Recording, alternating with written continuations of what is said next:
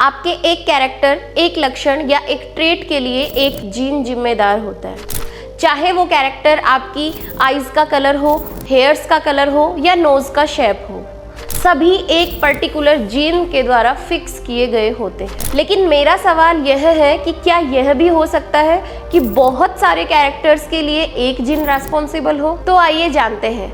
Hello everyone, I am doctor Saloni, your research biology as well as NEET biology educator. आज का अपना ये छोटा सा सेशन मेरे प्यारे future scientist and future doctors के लिए बेहद ही इंपॉर्टेंट है।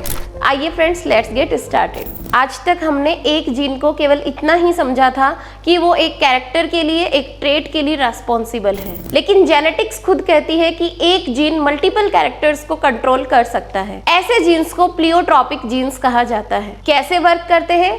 आइए let's have some examples. You can see here, एक क्रोमोसोम पर एक जीन लोकेटेड है एंड यह जीन देखिए एक ट्रेट ए को भी कंट्रोल कर रहा है, ट्रेट बी को भी एंड ट्रेट सी को भी, यानी कि one gene multiple phenotypic expression, बहुत अलग अलग प्रकार के फिनोटाइप्स को प्रोड्यूस कर रहा है।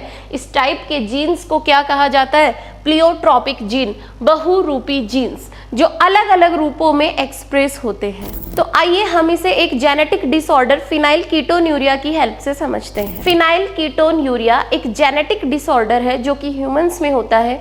इसमें एक जीन में म्यूटेशन हो जाने के कारण एक एंजाइम नहीं बन पाता जिसका नाम है फिनाइल एलानिन हाइड्रोक्सिलेज। यह एंजाइम नहीं बन पाने के कारण आगे का पूरा मेटाबॉलिक पाथवे अफेक्ट हो जाता है, जिसके कारण बहुत सारे टाइप के, केवल एक जीन की अब्सेंस के कारण या एक जीन के म्यूटेशन के कारण डिफरेंट टाइप के अलग अलग इफेक्ट्स देखने को मिलते हैं। प्लियोट्रॉपिक जीन मोस्टली किसी मेटाबॉलिक पाथवे में एक जीन की गड़बड़ी के कारण मल्टीपल फिनोटाइपिक इफेक्ट को शो करते हैं। जेनेटिक डिसऑर्डर फिनाइल कीटोन्यूरिया में फिनाइल एलानिन को फिनाइल एलानिन हाइड्रोक्सिलेज एंजाइम के थ्रू टायरोसिन में कन्वर्ट किया जाता है, जो आगे मेटाबॉलिक पाथवे में इंक्लूड हो जाता है। बट जब फिनाइल एलानिन हाइड्रोक्सिलेज एंजाइम नहीं बन पाता, यानी कि इस एंजाइम को बनाने वाला जीन जब म्यूटेंट हो जाता है, जब फिनाइल एलानिन हाइड्रोक्सिलेज का फॉर्मेशन नहीं हो पाता, तो फिनाइल एलानिन कभी भी टायरोसिन में कन्वर्ट नहीं हो पाता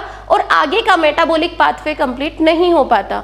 इसके रिजल्टेंट होता क्या है? इसके रिजल्टेंट जो फिनाइल एलानिन है ये बॉडी में कलेक्ट होना स्टार्ट हो जाता है। इसका ऑक्सीडेशन होता है जिससे फिनाइल पायरुवेट बन जाते हैं, जिन्हें कीटोन बॉडीज भी बोला जाता है। अब इस जीन की वजह से मल्टीपल फिनोटाइपिक इफेक्ट देखने को मिलते हैं, यानी कि यह भी एक प्लियोट्रॉपिक जीन है। कैसे?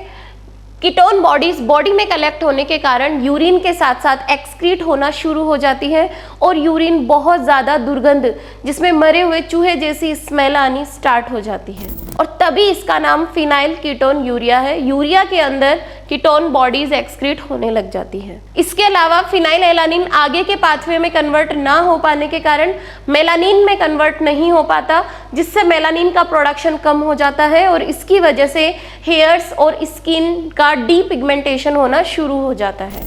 यह ketone bodies blood brain barrier को क्रॉस करके हमारे ब्रेन में पहुंच जाती है और वहां एक्यूमुलेट होना शुरू हो जाती है, जिससे मेंटल रिटार्डेशन जैसी कंडीशन आ जाती है। लेकिन क्या आप मुझे ये बता सकते हैं कि मेंडल के पी प्लांट में भी प्लियोट्रॉपिक जीन्स देखने को मिलते हैं जो बहुत सारे ट्रेट्स को एक साथ कंट्रोल करते हो?